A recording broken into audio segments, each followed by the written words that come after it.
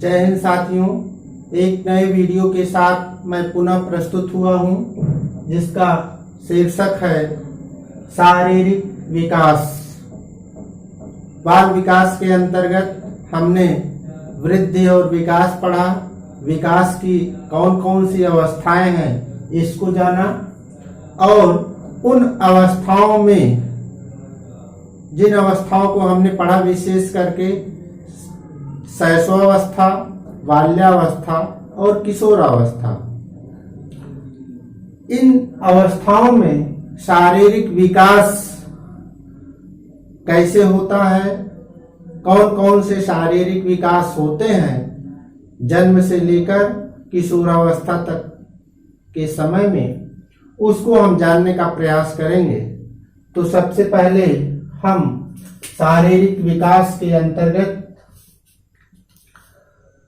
कौन कौन सी बातें आती हैं उस पर हम ध्यान देंगे। जहां तक शारीरिक विकास का तात्पर्य है, वह बालकों के उम्र के अनुसार अर्थात शैशवावस्था, बाल्यावस्था और किशोरावस्था, इन अवस्थाओं में उनके आकार, उनके भार, उनकी लंबाई, उनके सिर, मस्तिष्क और उनकी हड्डियां, दांत, मांसपेशियां, धड़कन, उनके जो यौन अंग है, इन सब का समुचित विकास कैसे होता है, किस प्रकार होता है, इसका अध्ययन किया जाता है। कौन कौन सी चीजें आती हैं? भार, लंबाई,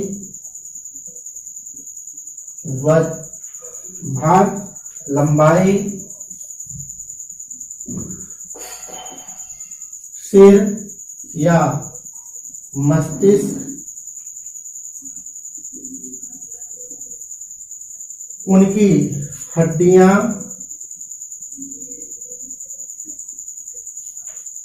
उनके दांत,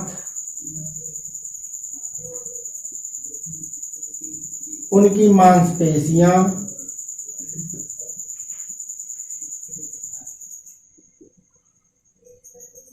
उनके हृदय की धड़कन, इन सब के समुचित विकास से इसका तात्पर्य होता है शारीरिक विकास। इन बातों की चर्चा हम शारीरिक विकास के अंतर्गत करते हैं। इसके बाद बात आती है कि बालक का शारीरिक विकास कब और कितना होता है। अगर बालक के शारीरिक विकास की बात होती है, तो जो मनोवैज्ञानिकों ने अपना अध्ययन के फलस्वरूप विचार दिया है, उन्होंने बताया है कि पूर्व प्रसूति काल अर्थात जन्म से पूर्व का समय और जन्म के 6 माह तक बालक का विकास बहुत ही तीव्र गति से होता है। जन्म के पूर्व से और जन्म के 6 माह बाद तक इसमें तीव्र गति से विकास होता है, और वहीं 6 माह के बाद अर्थात 7-8 माह में यह विकास की गति मंद हो जाती है, और वही 12 वर्ष तक मंद गति से विकास होता रहता है। लेकिन 12 वर्ष के पश्चात 12 से 16 वर्ष के बीच में यह विकास की गति तीव्र हो जाती है, और इस अवस्था को तारुण्य विकास लहर के नाम से जाना जाता है। कौन सा? तारुण्य विकास लहर। तारुण्य विकास लहर। पॉवर्टी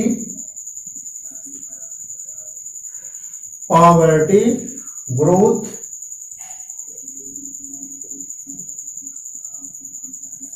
इंग्लिश में पॉवर्टी ग्रोथ स्पर्ट,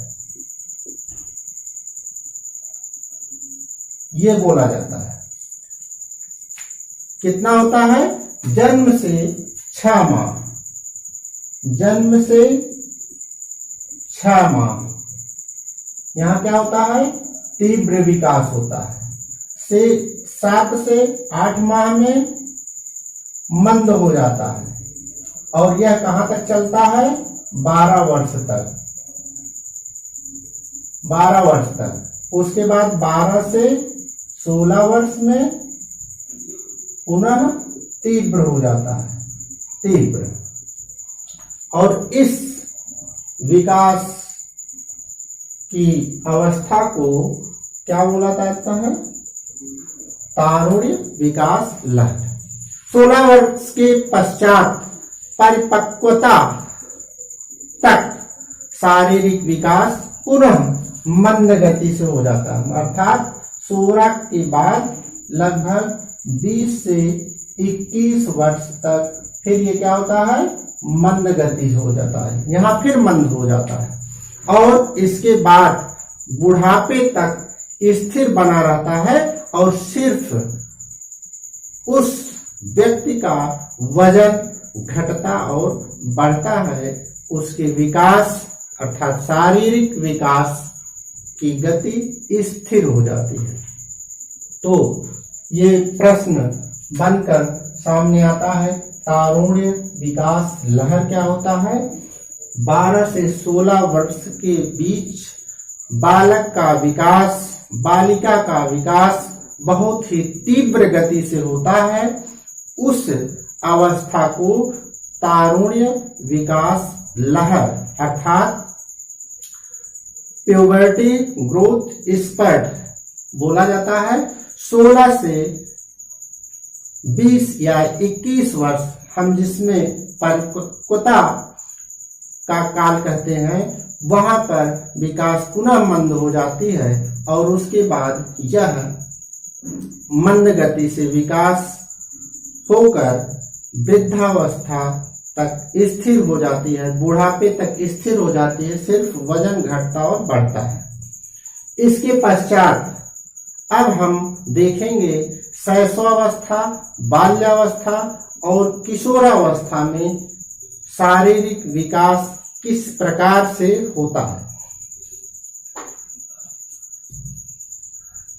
अध्ययन की सुगमता के लिए और अच्छे से समझने के लिए हम शारीरिक विकास को शैशवावस्था, बाल्यावस्था और किशोरावस्था को हम एक साथ रखकर समझने का प्रयास करेंगे, जिससे कि हमारा अध्ययन अच्छे से हो जाए। शारीरिक विकास सबसे पहले शैशवावस्था,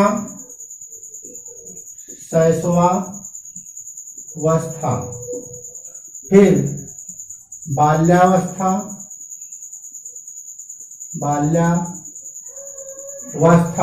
और उसके पश्चात किशोरावस्था।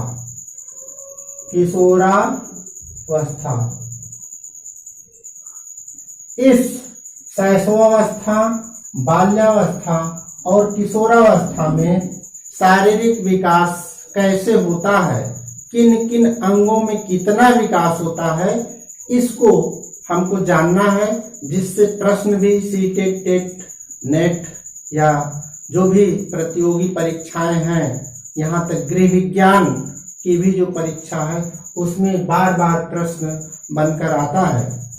सबसे पहले हम भार की बात करेंगे, वजन की बात करेंगे। वजन, भार,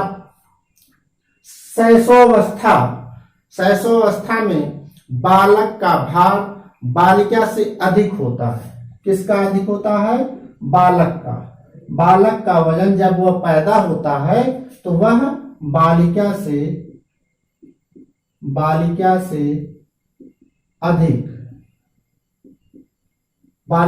अधिक होता है। कितना होता है? बालक का वजन 7.5 1.5 पाउंड और बालिका का 7.13 पाउंड। बालक का वजन 7.15 पाउंड होता है और बालिका का वजन 7.13 पाउंड होता है, अर्थात बालक का वजन बालिका से अधिक होता है।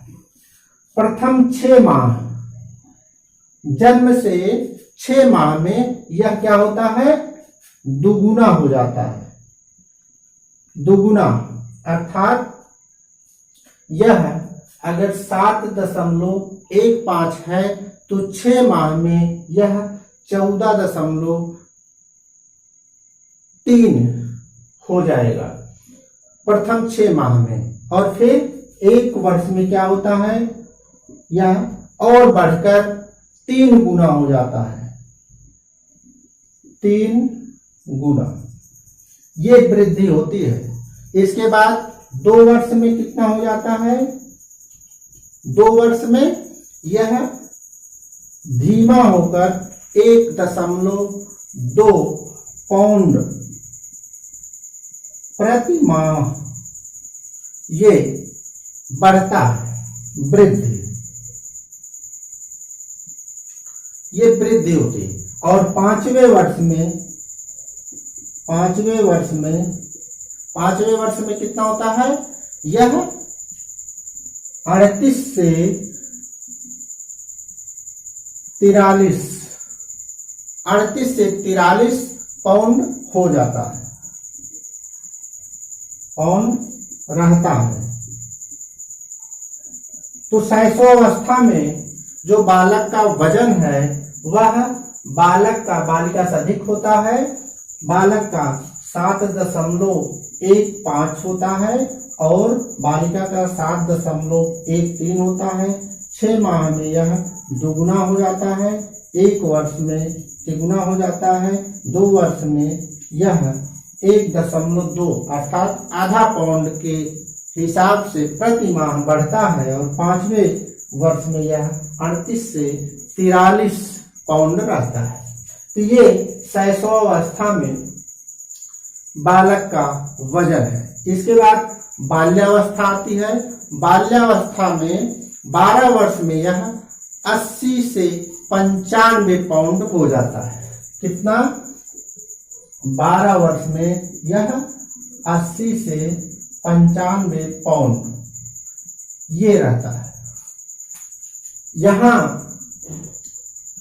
जहां पैदा होता है 7.15 पाउंड रहता है और 12 वर्ष में ये 80 से 95 पाउंड हो जाता है। 9 से 10 वर्ष में बालकों का भार बालिका से अधिक, 9वें से 10वें वर्ष यहाँ क्या होता है, बाल्यावस्था में जो वजन होता है वह बालक का ज्यादा होता है, बालक का बालिका से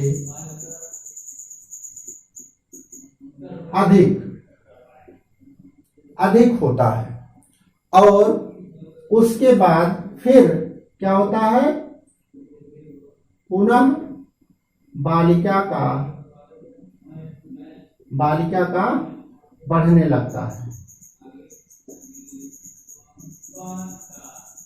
लगता है। जहां 9वें और 10वें वर्ष में बालक का वजन बालिका से ज्यादा होता है, वहीं उसके बाद 10वें वर्ष के पश्चात बालिका का वजन बढ़ने लगता है और 12वें वर्ष में यह 80 से 95 पाउंड के आसपास रहता है। किशोरावस्था में अगर हम वजन की बात करें तो बालक का अधिक बढ़ता है और बालिकाओं से 25 पाउंड ज्यादा वृद्धि होती है। किशोरावस्था में बालक का भार ज्यादा, बालक का भार ज्यादा बढ़ता है। कितना ज्यादा, बालक का भार बालिका से 25 पाउंड ज्यादा होता है। कितना? 25 पाउंड।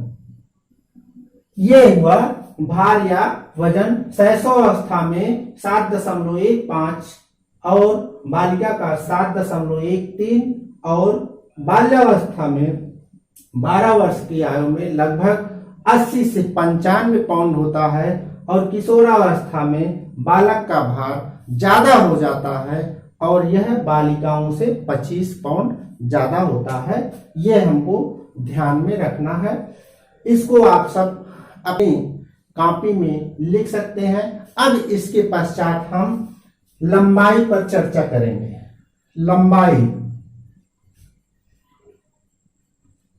लंबाई क्या होती है शैशवावस्था में? शैशवावस्था में जो बालक अथवा बालिका की लंबाई होती है, शैशवावस्था में बालक की बालिका से अधिक होती है। लंबाई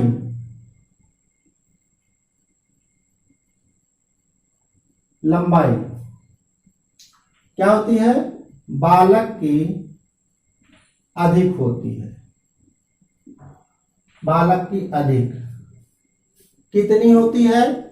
बालक की लंबाई 20.5 इंच और बालिका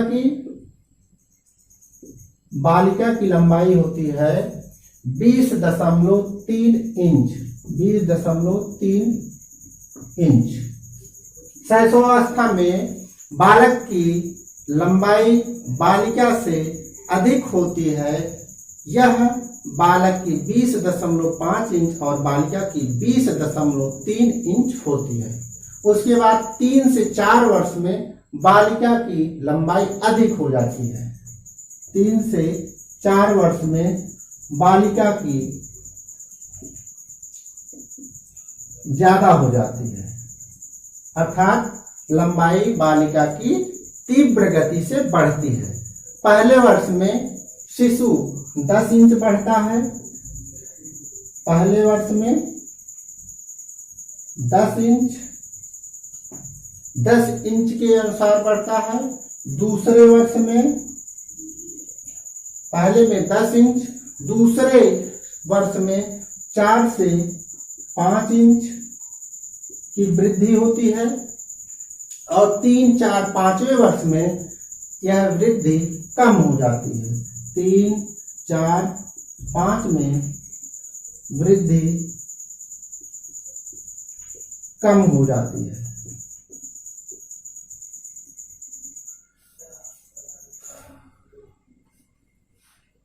जहां तक लंबाई की बात है, शैशवावस्था में बालक की लंबाई अधिक होती है, ये हमने देखा, और बालिका की कम होती है। बालक की 20.5 इंच और बालिका की 20.3 इंच होती है। 3 से 4 वर्ष में बालिका की लंबाई बालक की अपेक्षा ज्यादा हो जाती है। पहले वर्ष में लगभग 10 इंच की औसत से बढ़ोतरी होती है, दूसरे में 4 से 5 इंच की बढ़ोतरी होती है और तीसरे से 5वें वर्ष में यह वृद्धि धीमी हो जाती है। इसके बाद अगर हम बाल्यावस्था में लंबाई की बात करें तो 6वें माह से 2 वर्ष तक लंबाई कम बढ़ती है।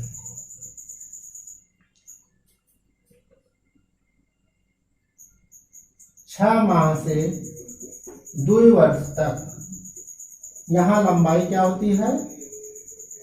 लंबाई कम बढ़ती है।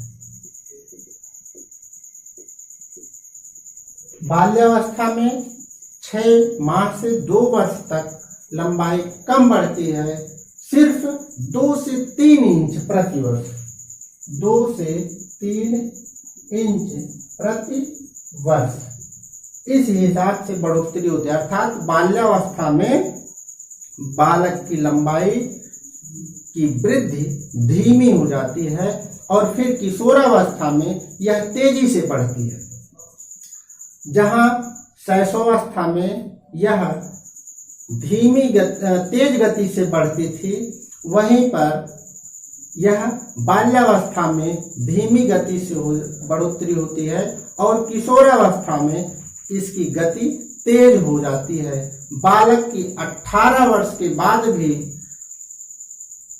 थोड़ा थोड़ा लंबाई बढ़ती है, लेकिन बालिका की लंबाई 16 वर्ष में ही बढ़ जाती है। जिसको जितना बढ़ना होता है यह उसके पूर्वजों के ऊपर भी निर्भर करता है। जिसके पूर्वज जितने लंबे होंगे उसी अनुपात में, उसी के अनुसार उस बालक अथवा बालिका की लंबाई में वृद्धि होती है। तो किशोरावस्था में क्या होता है? तेजी से वृद्धि होती है, तेजी से वृद्धि। और बालक की 16 वर्ष के पश्चात भी वृद्धि देखी जाती है, लेकिन बालिका की 16 वर्ष तक।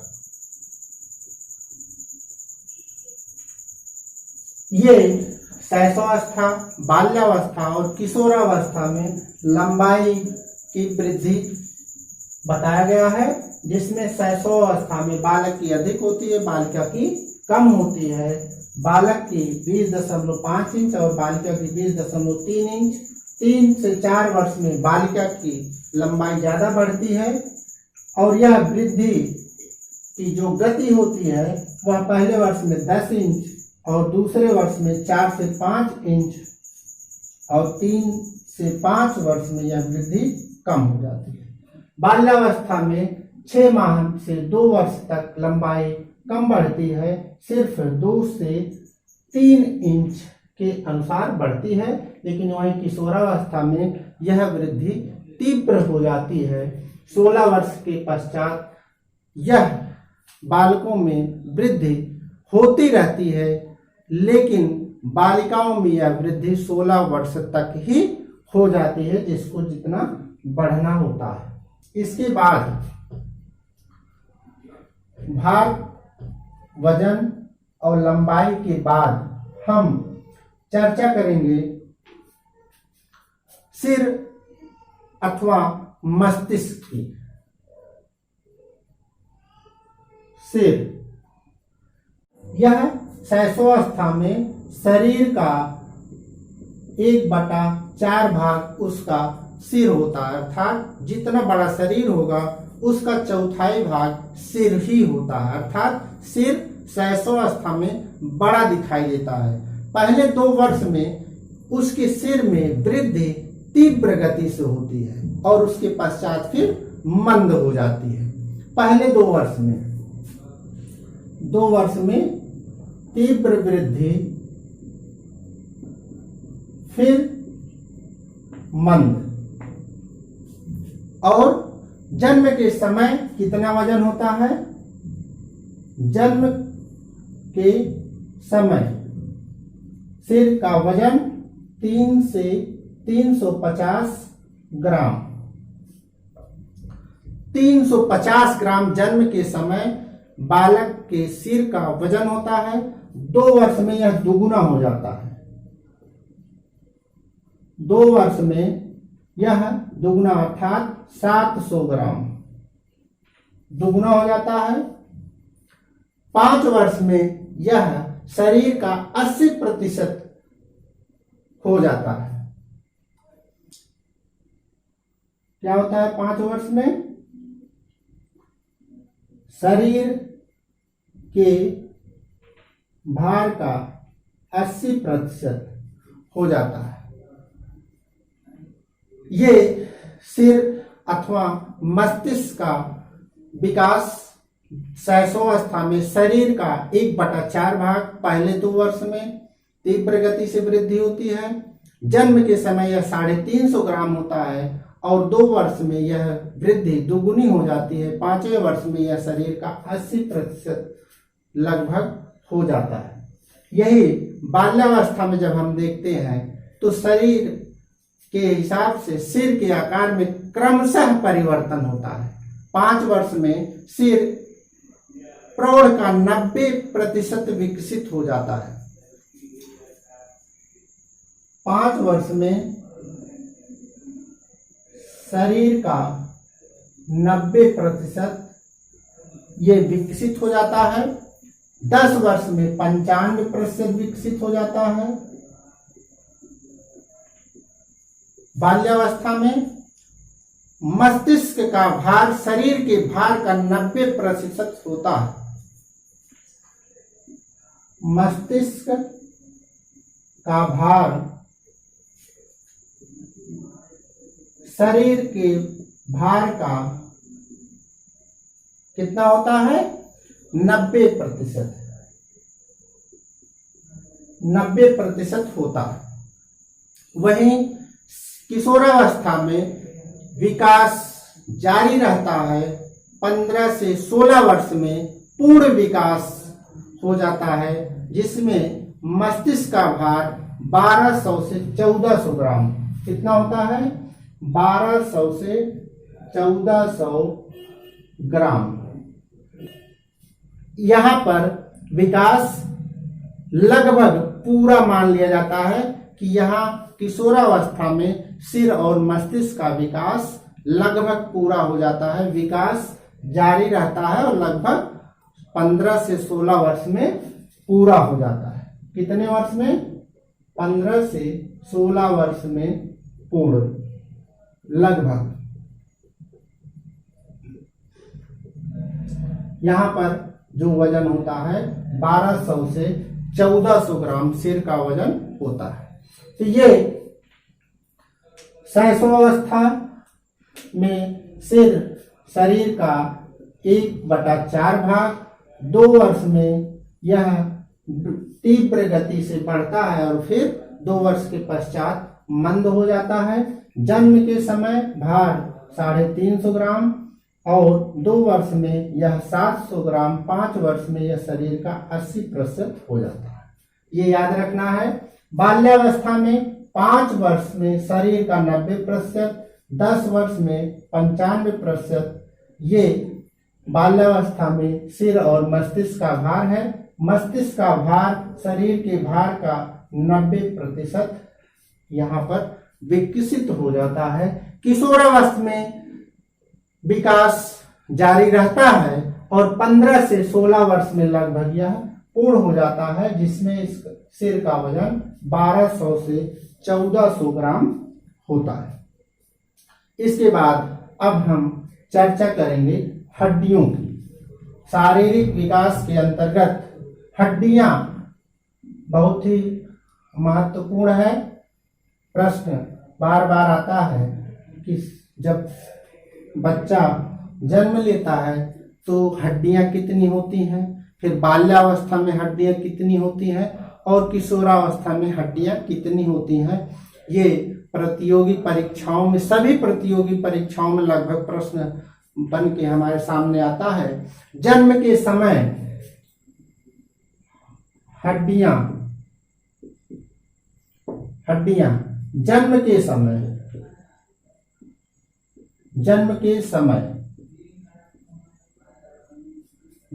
समय हड्डियां कितनी होती हैं?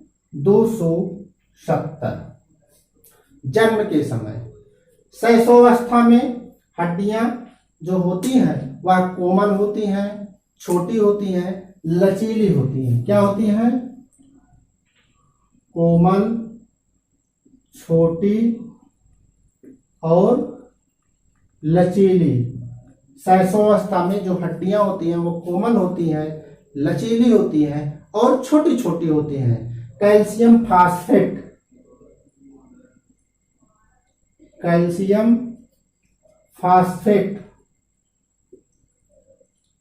और खनिज पदार्थ से यह क्या होती है? से मजबूती इनको मिलती है। ये क्या होती है? मजबूत हो जाती हैं। और जहां पर जो कैल्शियम फास्फेट और खनिज पदार्थ से हड्डियों को मजबूती मिलती है, जो कोमल और लचीली हड्डियां हैं उसमें मजबूती धीरे धीरे आ जाती है। उस प्रक्रिया को अस्थिकरण या अस्थि निर्माण कहते हैं। क्या कहते हैं? अस्थिकरण, अस्थिकरण या अस्थि निर्माण। ये प्रश्न आता है, अस्थिकरण और अस्थि निर्माण क्या है?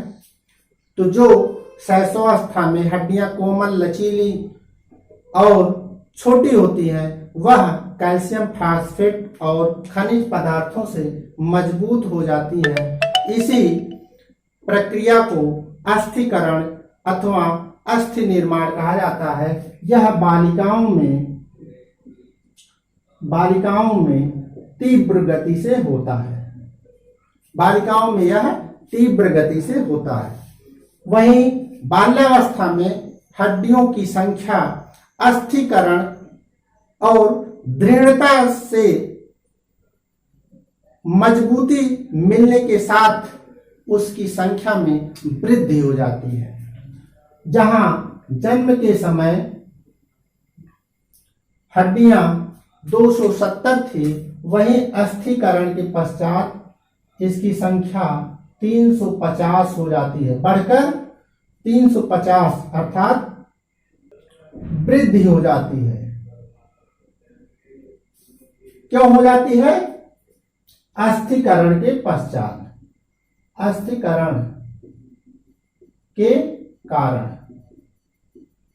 अस्थिकरण के कारण बाल्यावस्था में हड्डियां 270 से 350 हो जाती हैं और किशोरावस्था में अस्थिकरण की प्रक्रिया समाप्त हो जाती है। हड्डियां मजबूत हो जाती हैं, छोटी हड्डियां जुड़ जाती हैं और यह संख्या हो जाती है 206। क्यों? क्योंकि अस्थिकरण से यह संख्या घट जाती है, हड्डियां मजबूत हो जाती हैं, छोटी छोटी हड्डियां आपस में जुड़ जाती हैं। जन्म के समय हड्डियों की संख्या 270 थी, बाल्यावस्था में बढ़कर 350 हो गई और किशोरावस्था में यह संख्या 206 हो गई। यह क्यों होता है? अस्थिकरण या अस्थि निर्माण की प्रक्रिया के कारण होता है और कैल्शियम फास्फेट और खनिज पदार्थों से इन हड्डियों में मजबूती आती है। इसके पश्चात अब हम शारीरिक विकास के अंतर्गत पढ़ेंगे दांत की। दांत 6 माह में शैशवावस्था में 6 माह में नीचे के जबड़े में नीचे वाले 2 दांत, जिसको हम दूध के दांत बोलते हैं, वो 6वें माह में लगभग आ जाता है। कब निकलता है? 6 माह में दूध के दांत कितने आते हैं? 2। और ये नीचे वाले जबड़े में ज्यादातर यही देखा जाता है कि नीचे वाले जबड़े में 2 दांत निकल आते हैं। एक वर्ष में इनकी संख्या बढ़कर 8 हो जाती है, 8 हो जाती है और 4 वर्ष में लगभग सभी दूध के दांत आ जाते हैं। सभी दांत शैशवावस्था में 4 वर्ष तक आ जाते हैं। 1 वर्ष में इनकी संख्या 8 रहती है और 4 वर्ष में ये सभी आ जाते हैं। 6 माह में दूध के दांत निकलने प्रारंभ होते हैं। और वही बाल्यावस्था की बात करें तो 6 वर्ष में दूध के दांत गिरने लगते हैं। कितने? 6 वर्ष में ये क्या होते हैं? गिरते हैं। 6 माह में दूध के दांत प्रारंभ होते हैं और 6 वर्ष में गिरने लगते हैं। इसके बाद क्या होता है? अस्थाई दांत आते हैं। अस्थाई दांत आते हैं और 12 से 13 वर्ष में लगभग अस्थायी दांत आ जाते हैं। बालिका में यह जल्दी होता है। कितने वर्ष में? 12 से 13 वर्ष में अस्थायी दांत लगभग आ जाते हैं। और क्या होता है? बालिकाओं में यह तीव्र गति से होता है, तीव्र गति से। और किशोरावस्था की अगर हम बात करें तो यहां पर लगभग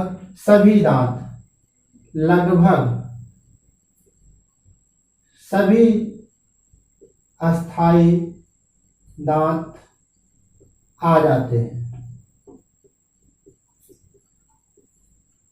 लगभग इसलिए कहा जा रहा है क्योंकि इनकी संख्या किशोरावस्था में 28 से 30 हो जाती है। टोटल दांत कितने होते हैं? 32।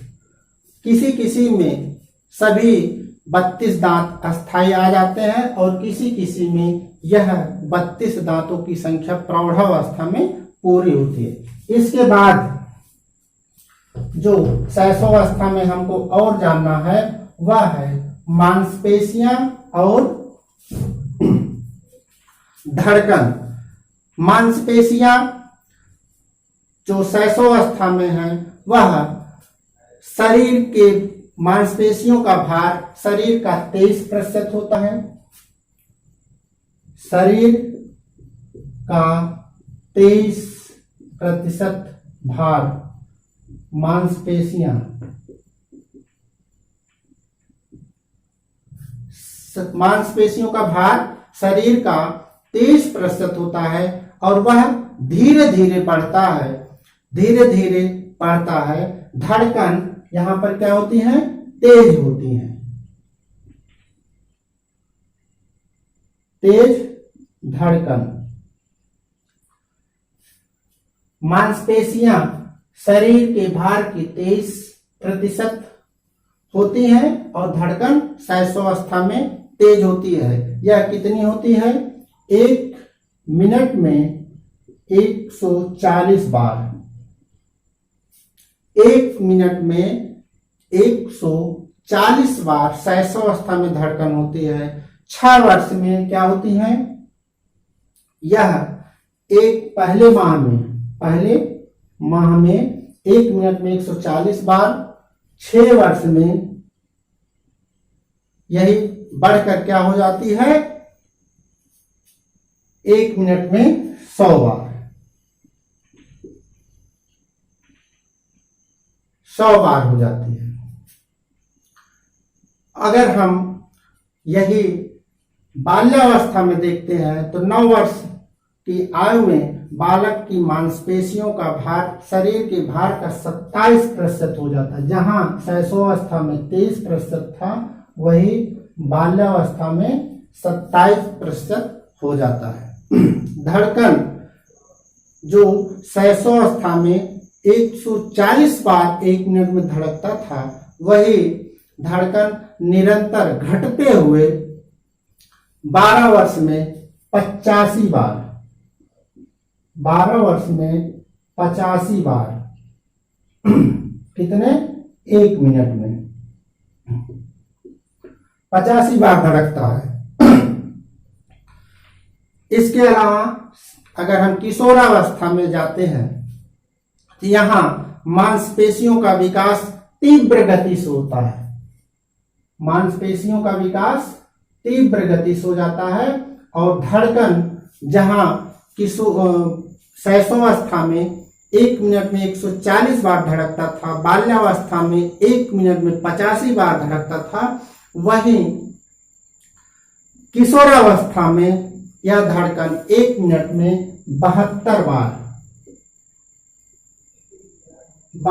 बार 1 मिनट में। यहां पर धड़कनों की संख्या घट जाती है। और शैशवावस्था में जो भुजा, टांग तीव्र गति से बढ़ता था, यौन अंग मंद गति से बढ़ते थे। बाल्यावस्था में बालक के कंधे, बालक के कूल्हे पतले, कंधे मजबूत हो जाते हैं और यौन अंग तीव्र विकसित होते हैं। शैशवावस्था में यौन अंग मंद गति से मंद विकसित और बाल्यावस्था में यौन अंग तीव्र विकसित हो जाते हैं। और वहीं किशोरावस्था में बालकों में स्वप्न दोष और बालिकाओं में मासिक धर्म प्रारंभ हो जाता है। बालक में स्वप्न दोष और बालिकाओं में मासिक धर्मों की शुरुआत हो जाती है। बाल्यावस्था में यौन अंग तीव्र गति से विकसित होते हैं और शैशवावस्था में यौन अंग मंद गति से विकसित होते हैं। शैशवावस्था में टांगे, भुजाएं तीव्र गति से विकसित होती हैं। बाल्यावस्था में बालक का जो कंधा है वह मजबूत चौड़ा होता है, कूल्हा पतला होता है। और वहीं बालिकाओं में जो कंधा होता है वह पतला होता है और कूल्हा चौड़ा हो जाता है, ठीक उल्टा। और किशोरावस्था में ये शरीर बालकों का बालक की तरह मतलब पुरुष की तरह और बालिकाओं का एक महिला स्त्री की तरह आकार प्राप्त कर लेता है। इस प्रकार से शारीरिक विकास हमने शैशवावस्था, बाल्यावस्था और किशोरावस्था में देखा। किशोरावस्था, बाल्यावस्था और शैशवावस्था में शारीरिक विकास अलग अलग ढंग से होता है। भार, जहां हमने देखा बालक का भार बालिका से अधिक था, बाल्यावस्था में बालिका से अधिक बालक का था, लेकिन कुछ दिन बाद अर्थात 10 वर्ष के पश्चात बालिका का वजन बढ़ जाता है और किशोरावस्था में भी बालक का भार अधिक रहता है। लंबाई भी बालक की ज्यादा होती है और बालिका की कम होती है शैशवावस्था में। बाल्यावस्था में लंबाई की जो गति होती है बढ़ने की वह धीमी हो जाती है और किशोरावस्था में जो लंबाई है वह 16 वर्ष तक लड़कियों में हो जाती है वृद्धि और बालकों में 18 वर्ष के बाद भी देखी जाती है वृद्धि। सिर मस्तिष्क शैशवावस्था में शरीर का 1/4 भाग होता है।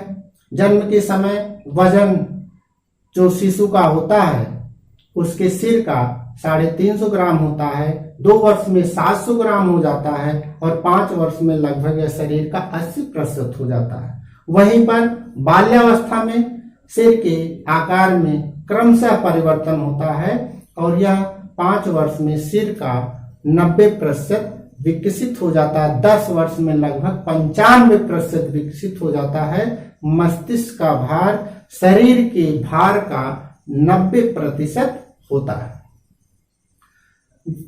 वहीं किशोरावस्था में क्या होता है, 15 से 16 वर्ष में पूर्ण विकास लगभग हो जाता है। मस्तिष्क का भार 1200 से 1400 ग्राम होता है।